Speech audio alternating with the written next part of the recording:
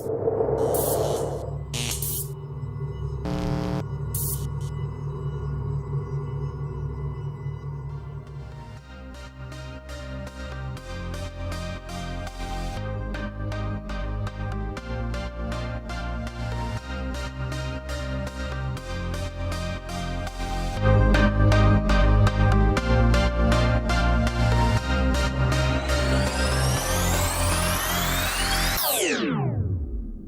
there, it's Paul here from Volaticus Films, an aerial production company with a strong interest in aviation and flight simulation.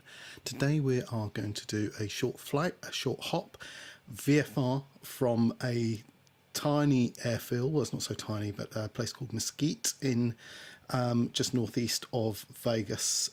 It's going to be a short hop to another airfield called General Dick Stout Field, and this is going to be challenging the short field performance of this aircraft. It's 1,001 metres by 12 north-south orientated runway, so this is going to be a little bit of a challenge, perfectly within the capability of this aircraft, and this aircraft being the SF50, the Cirrus Vision Jet, but we have to absolutely nail the speed and the approach in order to get in comfortably. Starting off at Mesquite today, a beautiful day. Just a quick word that the scenery is Ortho 4XB scenery for Arizona, and actually we are going to cross the border into Utah as well, so there's a couple of regions there. Absolutely love using that, and we'll be using that on all my future flights. The aircraft's sitting there at the moment, so let's get on board and get going. Okay, so start with everything off here. Let's go and get some power on first of all. I'm just going to mute the ATIS. We'll come back to that. It's actually AWOS weather, so we can come back to that in a moment. Now, as I say, this is VFR. I have not set up a route in this aircraft. I'm going to be using this to demonstrate the autopilot capability for VFR flying, really, and so didn't set up a route, but I have set up a route in 4 flights as a VFR plan. Very simple one, really. Start at 67 Lima. Just going to fly more or less track the highway up to St George, and then we'll turn direct to Stout Field. On route, we're going to be passing a mountain range, a couple of peaks to the left and right, of about 700 feet. So the planned height for this flight will be 7,000. I don't plan to go near those mountains. And then we take a slight turn into 1 Lima 8, and en route we pass St George Regional Airport, which would be our alternate. But as I say, this is going to be a VFR flight. I wanted to really demonstrate the use of the autopilot and the capability really of this aircraft to fly VFR. It's not really ideal for longer trips because it doesn't operate efficiently at low levels, so it's really an IFR aircraft, but flying low level, it's perfectly capable of flying under the visual flight rules and through visual reference to the ground. Okay, so let's get going. Okay, the first thing we want to do here is we want to get some lights on. So we'll switch the strobes and nav on. Doors closed, which is good.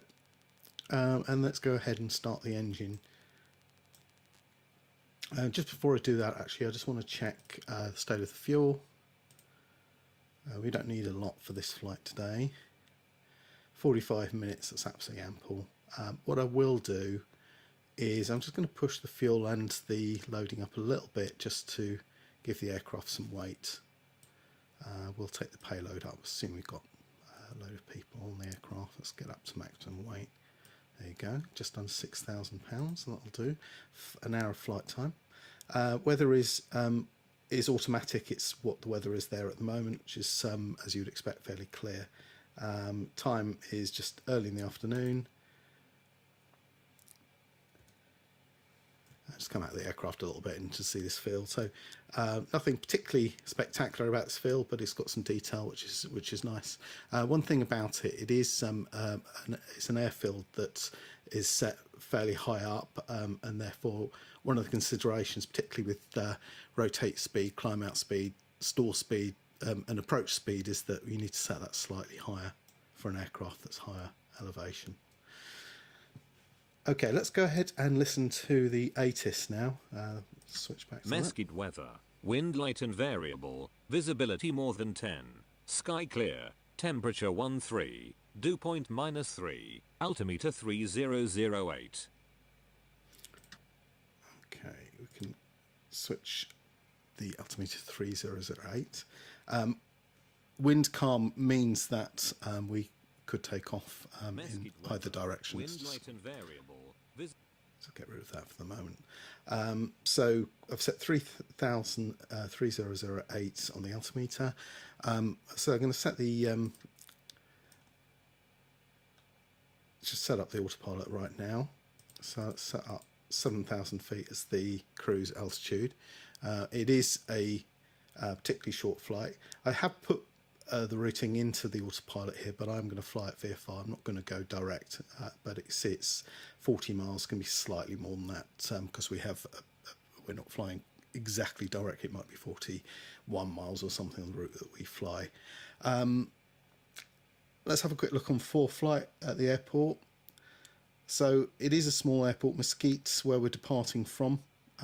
It is a good, decent length runway though. 15.61 meters is well over double what we'd really need in this aircraft, but it is set at 2,000 feet, so it's that will increase the takeoff roll slightly. And for 1 Lima 8 General Dick Stout Field, that's 1,000 meters by 12. The width of the runway is going to be the challenging thing there, as I say. So now I can't get weather for that field because it's fairly small, but I can get weather for St George Regional. Looks like it's southerly at 3, so it's fairly light, and the runway orientation at 1 Lima 8 is more or less north-south, so that's fine. That should be absolutely good for our route. Okay, well, first thing I like to do is just configure the screens for use in the cockpit. And I have to mess around with these a little bit because I changed the screen resolution for this recording. They never quite stay where they're meant to. Okay, as I mentioned. So I've got a shortcut key to summon these screens up and down, so I have Shift P for the pilot screen, main pilot screen, Shift M for the navigation screen. It's just the keys that I happen to have. Let's go ahead and just check we're ready to start and get going, because that's one of the things about this aircraft, that it is a get in and go aircraft.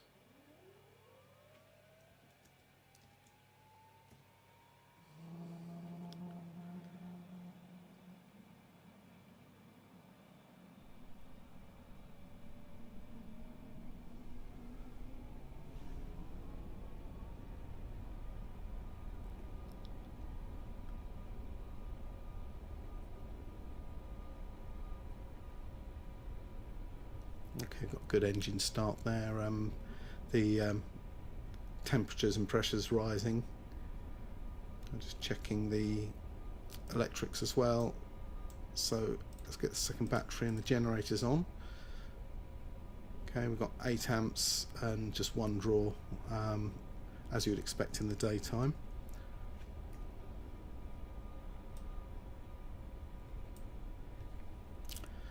So I set the altitude on the autopilot for 7,000.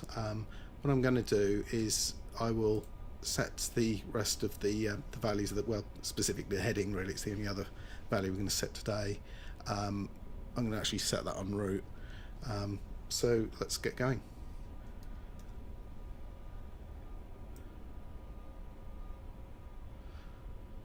And what we'll do is have a look at ForeFlight, just zoom in a little bit, and Doesn't really matter whether we take off to the south or north. I think what we'll do is I'll head up to the 19 hold and go from there.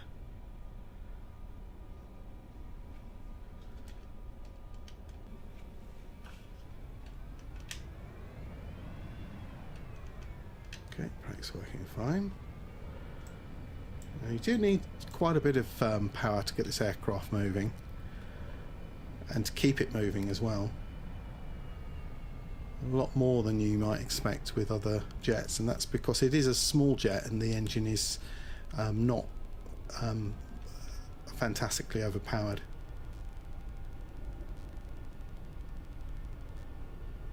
Just realised I've taken a bit of a wrong turn here. But oh, I love driving around the apron. It's one of my pastimes. So yeah, quite a bit of power to keep it moving, get it moving in the first place. The other thing I find a little bit twitchy, and it's probably the joystick I'm using, which is just a Thrustmaster T-Hotas, I think it's called. It's a very, very cheap joystick, but half decent, but it's a little twitchy at times.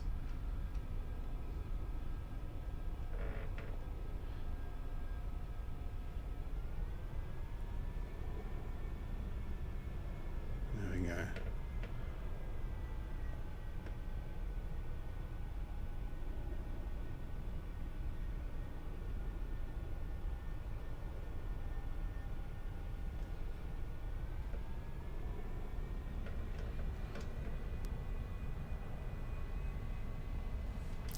Check of the aileron and elevator and the rudder we can check. The other thing is the elevator trim. Let's get that up. So just want to go through the takeoff mode that I use.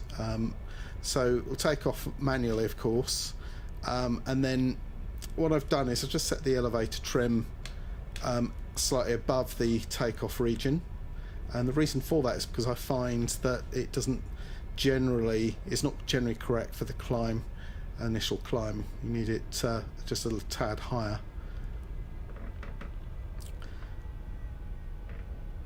So what I do is get into the climb, normally about 95 knots with the gear up, flaps up at that stage. I'm not using flaps for departure today.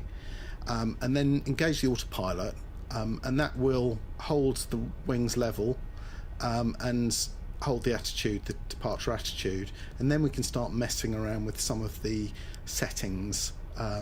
So we get to our 1,000 foot above ground level, and then we can switch over to maintain, sort of holding the sort of vertical feet per minute, and then lower that, and that will increase the speed, so we get then more of a cruise climb. The other thing is on the takeoff roll on this aircraft, I found it's really useful to, once you get about 30 knots or so, is to give a bit of back pressure on the control, because you don't really want the nose wheel castering around. It is a bit of a problem, this aircraft. I find it quite twitchy actually on departure.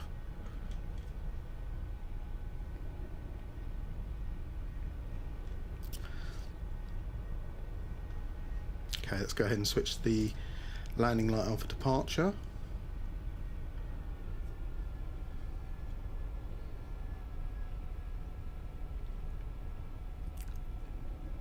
I'll assume we've been cleared, or approaching runway 19. I don't know if this airfield is controlled in real life.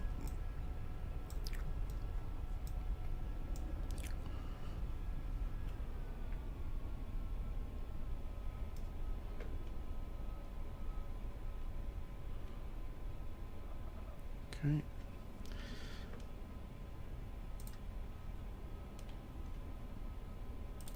Something I've noticed is my little wind things disappeared. It's one of the features of the sort of pseudo Garmin 1000 that they supply in this aircraft. Let's keep it on there. So we have a bit of a headwind. It did say light and variable, but we do seem to have a bit of a headwind, which is good. I'm going to turn this screen off. Just use the default screen on the aircraft for takeoff. Okay, so everything's looking good. Feels good. Flaps are up as required. Trim is good. Landing lights on. Let's go.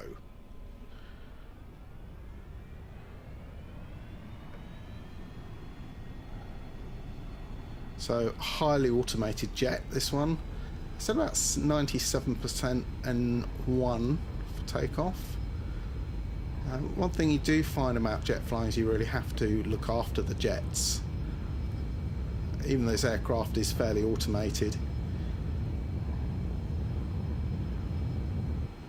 And there we are, gear up, positive rates.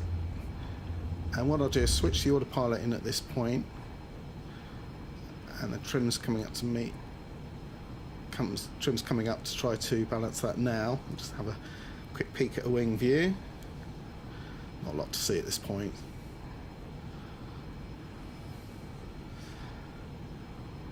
So we'll get to about 3,000. Treat that as 1,000 feet AGL.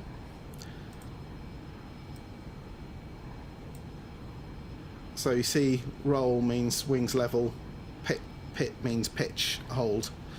We'll just hit the 1,000 foot above ground level, vertical speed mode, and put the nose down, say 1,000 foot a minute, and that will cause the airspeed to rise. We've got the gear up, flaps are up, and the first thing we need to do is to make our turn onto track. So we can set the heading mode and then switch from roll to heading.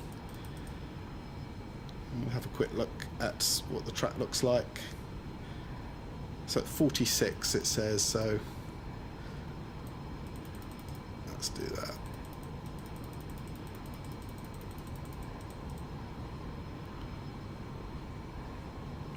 So at this point what we could do, get up to say 150 and then switch to essentially speed, hold, climb, the flight level change which holds that speed. That should climb us fairly rapidly. And that is the town of Mesquite. Just down on the left wing. And the airfield just there, just in the distance. So there's the mountain range ahead. That's what we are going to go through. Now we're not quite on track, so I'm just going to bring us to the left 30 degrees or so and get on track there. It's one of the things about VFR flying, of course, is that you have to get yourself onto track. You'll draw a line between one airfield and another, or a range of points on way. You have to try to get back on track somehow.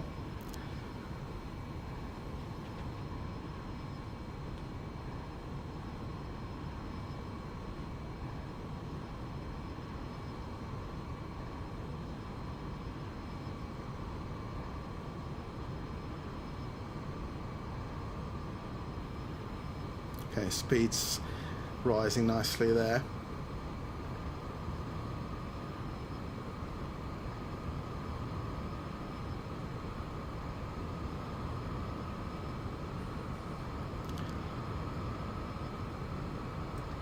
We can turn back to our plan course 146. So it's not quite the line you see on the screen here, because that is a direct line between the airports. Just control the speed a little bit. That's more than adequate. So we're going to be tracking the highway for about half the journey, and then it disappears off, and we will it disappears off to the right and joins back up at St George. That's the way it goes, and you can see it just in the distance there. It sort of weaves its way through the mountains. So it's quite difficult actually navigating in desert regions, except for obviously use highways, and you can use towns and cities quite. They're quite prominent, of course. Plus obviously the mountain peaks, so I can just see just north of St George is a 10,300 foot peak, and I think that's the one just in our sort of 2 o'clock position now.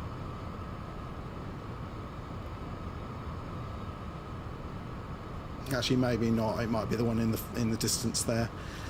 Also rivers, lakes of course, are very helpful.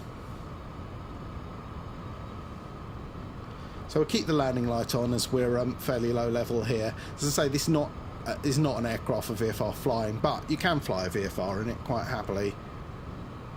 And that helps, because if you're wanting to get into some smaller airfields, such as Dick Stout Field, 3,000 feet, it helps to be able to get there VFR. So there certainly won't be any approaches into such places.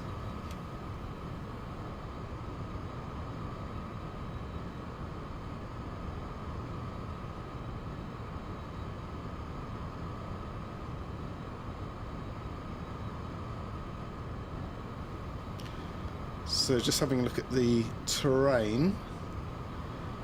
So we've got a couple of peaks. There's one about 600-700. One here just passing on our right is at 6,700.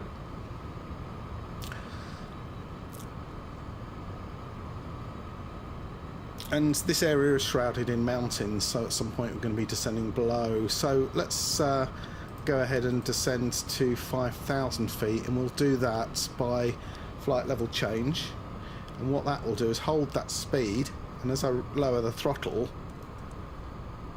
it will then lower the nose to maintain that speed. And it's kind of a crude way of doing a descent, but the nice thing about it is because you can use the throttle basically to control your rate of descent. So if I needed 2,000, I could just close the throttle a little bit more and get 2,000.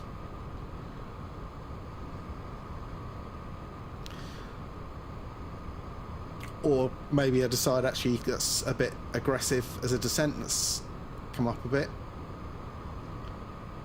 Come up to 1,000 foot a minute. Just bring the power up a little bit, and that will then start reducing the rate of descent. And we're just 800 above our target of 5,000.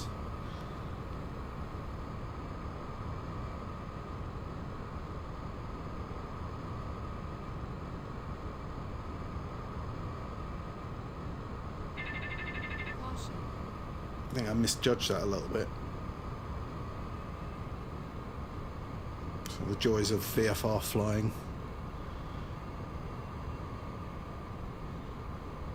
Yeah, I should have seen that. There is actually a mark, 4,500. I should have seen that. So 5,500 will clear us there. 500.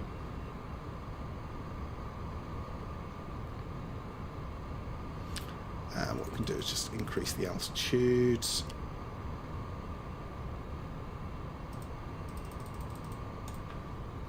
A bit of power. Heading. Get us back onto autopilot mode.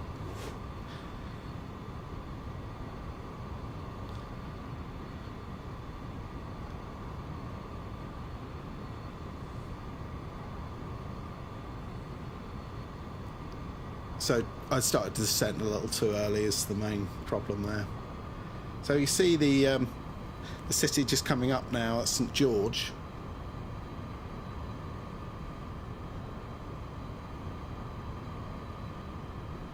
And there's a couple of masts to look out for as well, but I suppose the most conspicuous thing is going to be the St George's Regional, which I think is just that area over to the in the sort of 1 o'clock position.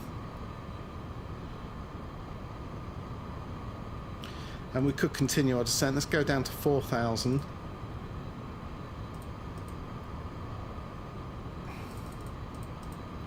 I'll do that by flight level change. Oops, accidentally put some flap in there. That's not a good idea. So yeah, this flight level change mode is pretty handy for this kind of flying.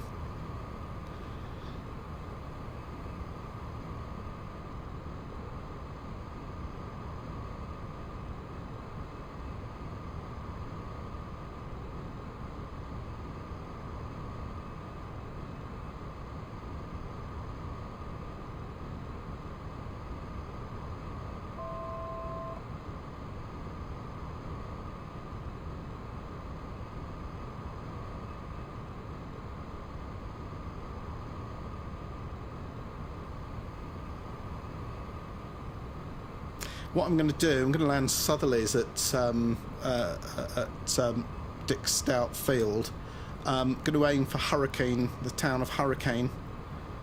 So we're just reaching our first turning point.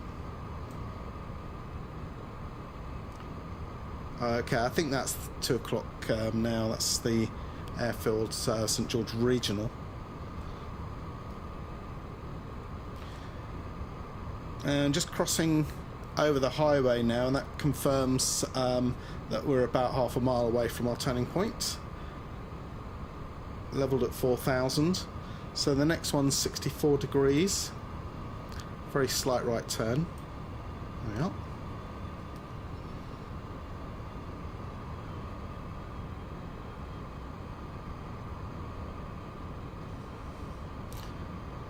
So we should overfly a lake. Highway will be to the left, and then we may see another lake beyond that.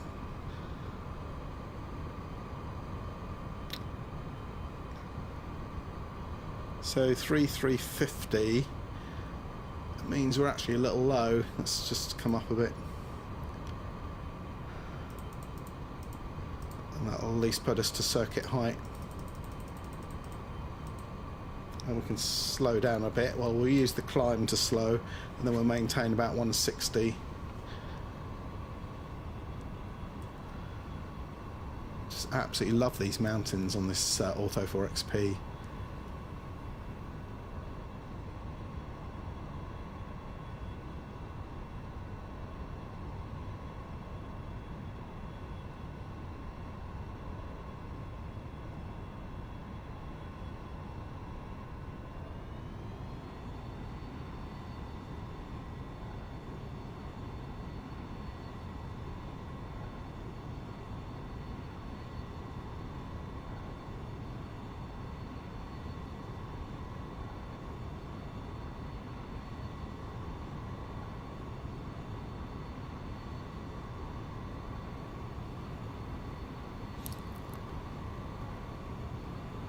So 12 o'clock, that lake should be the one that we are planning to fly over, of course. And then just to the 2 o'clock, sorry, the 10 o'clock position now is the other lake just north of the highway. And so if we get to the get to that lake, and then we'll do a left and join the highway, and then that should get us onto the final approach for the sort of southerly runway. There's speeds all over the place here today. So one thing that's fantastic about this aircraft is the fact you can fly it at 200 knots, and within a couple of minutes you can be up in the landing configuration to a small VFR airfield.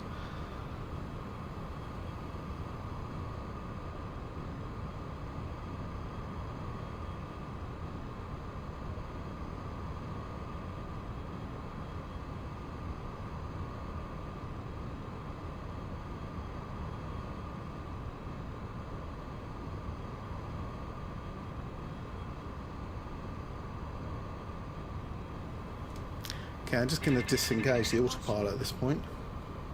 Let's bring the speed down a little bit. So let's just turn just to the north slightly. We'll try to position to aim towards Hurricane.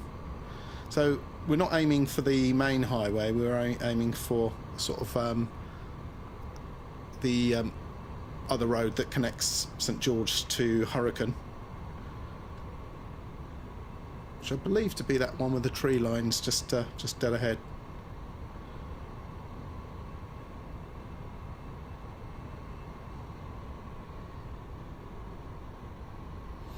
That's the secondary lake I was talking about.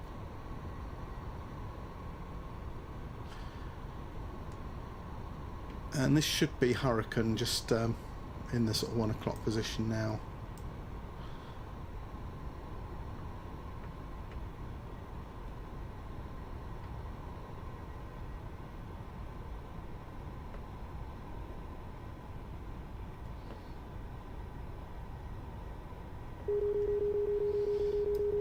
That warning is because I am at low speed without the gear down, so let's go and stick that down now.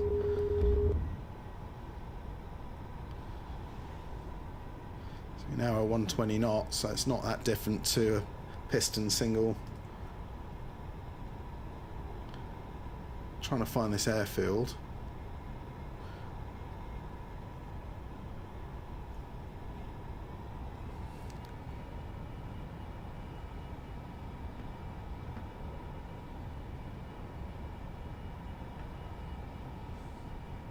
Okay, so that's Hurricane there, so that wasn't actually on the chart, the place we flew over.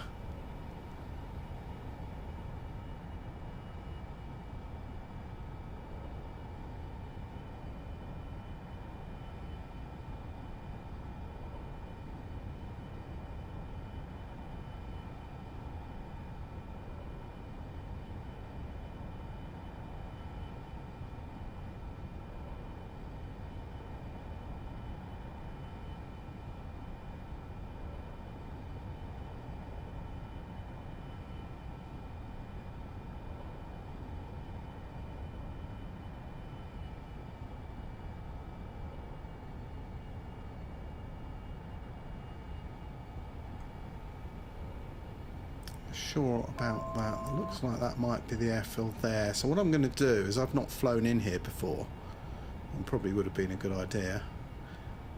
I'm just going to fly past it and just check that it's the right one. It does look like an airfield, and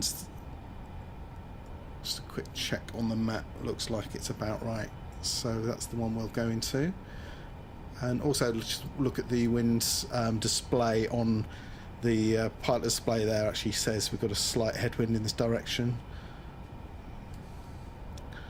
There it is. So not very wide, it's only 12 meters wide.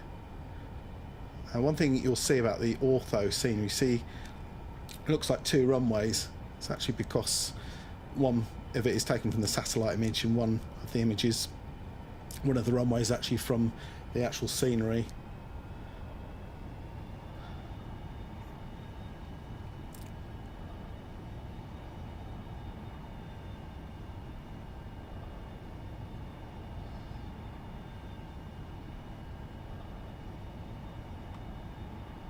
And what I'll do is just get up to circuit height.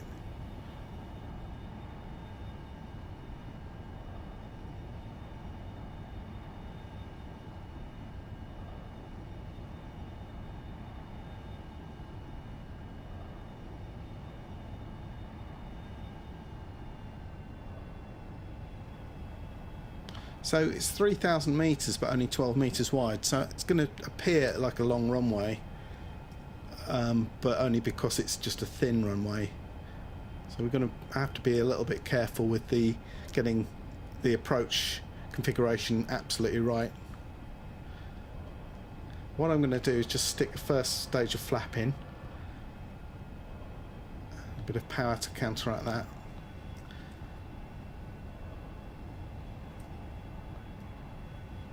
And just planning the turning point here.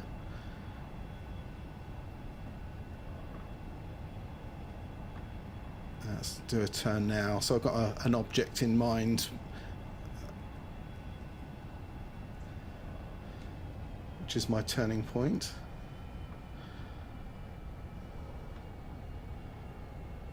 Keep an eye on the field while we're at it.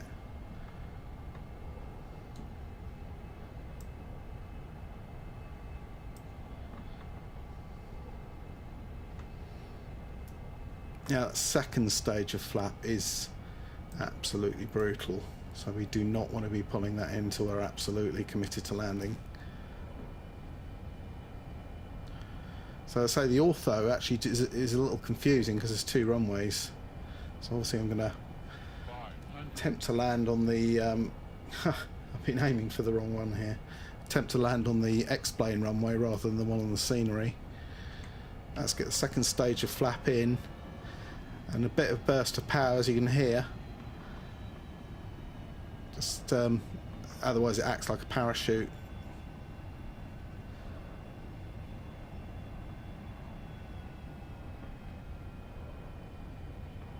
So this is a very narrow one for this aircraft.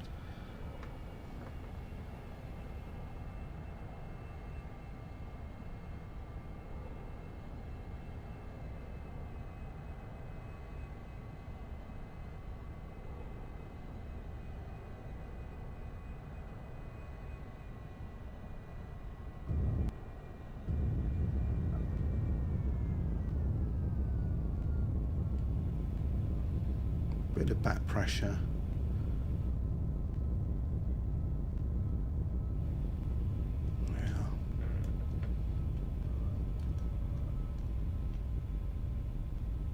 So a decent length, 3,000 foot, is perfectly long enough for this aircraft. But bear in mind it's maximum weight, so we're not cheating by having one person and an hour of fuel on board.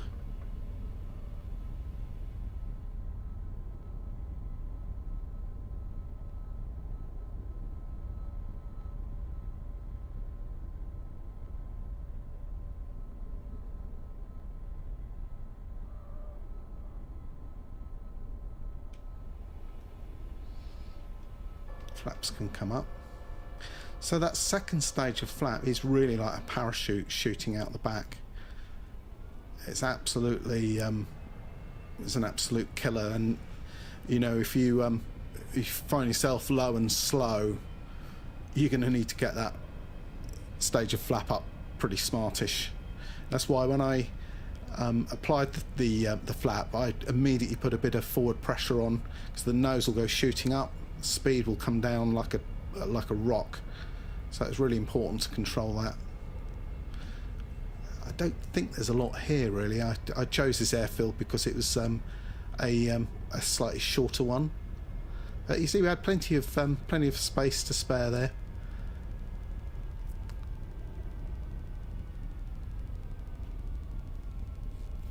Okay, well, that's all I have for you. Just a short VFR flight. I should probably at least do a practice run into these places, but it's just kind of fun finding them. Reminds me of real piloting. As I say, with the Ortho for XP scenery, it does allow you to do more VFR flying. So, you know, if you're going for your license or just keeping your hand in, then it's a really useful download. And what I'll do is I'll put the a link to the download on the xplane.org forum for this. It's an enormous download, and it takes days sometimes to actually do the conversion based on the region.